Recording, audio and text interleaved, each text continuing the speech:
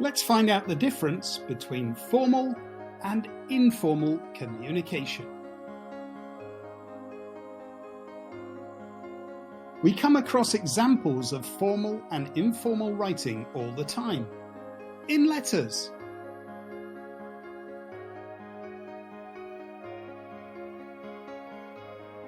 invitations,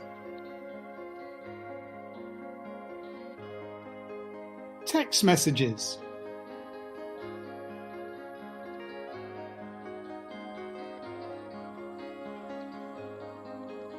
certificates of achievement,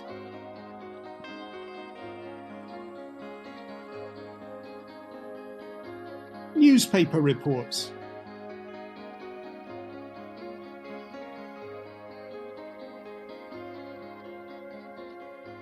even on television. Compare the way a newsreader communicates with the way a comedian does it.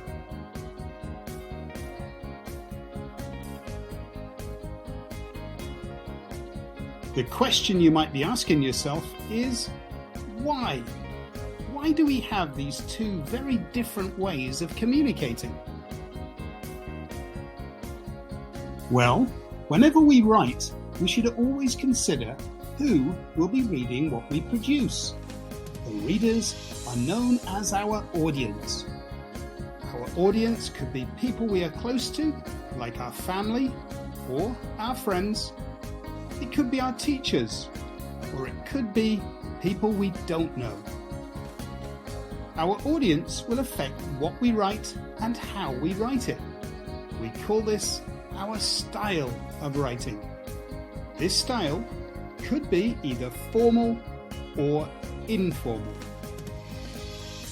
Just like how we change our style of clothing to suit the occasion that we are attending, when writing, we alter our style according to the audience we are addressing.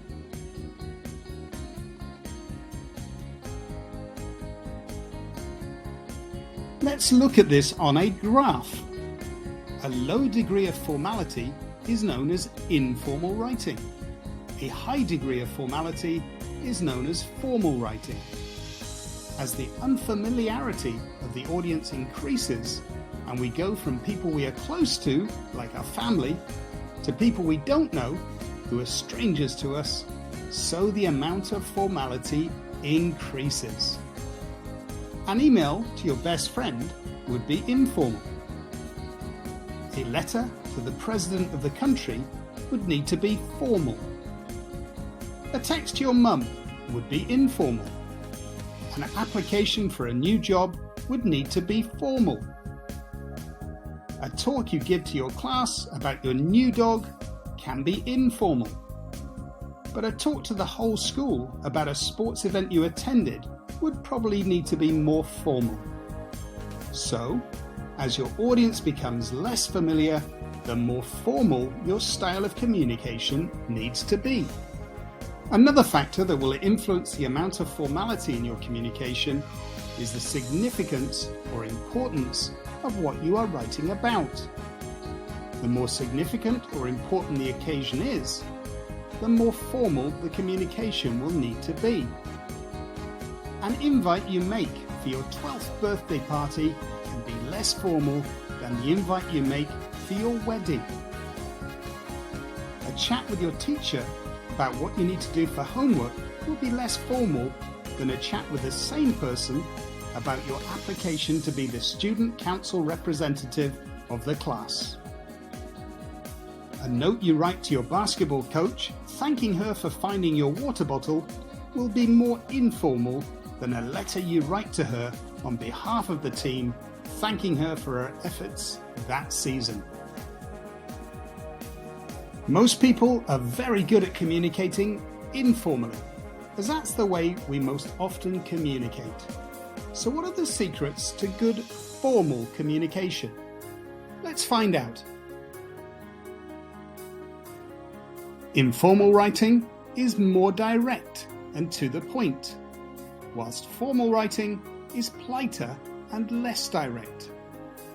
See you soon. I look forward to seeing you soon. Within formal writing, we often use first names and nicknames.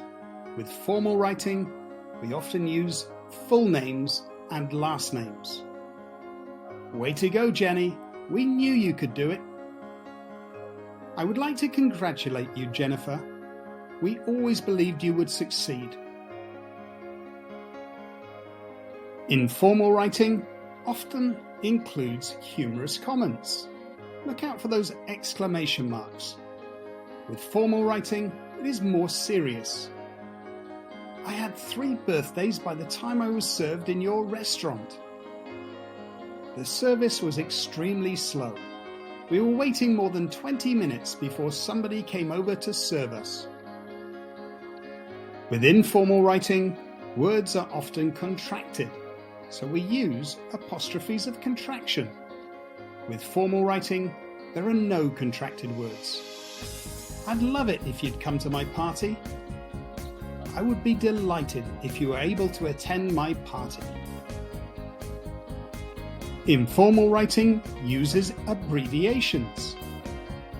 Formal writing does not. I'm gonna love all the TV channels when I go to the States, e.g. all the sports channels.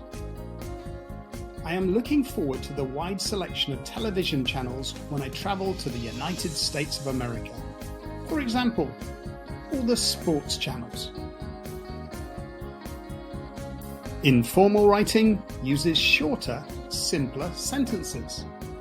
Formal writing uses complex sentences, often using relative pronouns. Look out for which, that, who, whom, and whose. Tennis pro Charmaine Watson reckons I should go to the FKTA. Charmaine Watson, who is a professional tennis player, has suggested that I attend the Florida Keys Tennis Academy. Informal communication uses figurative language. Formal communication does not. I had steam coming out of my ears. The house was a pigsty. The house, which you had promised would be cleaned, was an absolute mess. Informal writing uses shorter and simpler vocabulary. Formal writing uses longer, more complex vocabulary. It's not fair that the animals don't get the chance to go outside their cages. It is an injustice that animals do not get the opportunity to leave their cages. Your choice of vocabulary is so key when writing formally that it's worth looking at formal synonyms for commonly used words and expressions.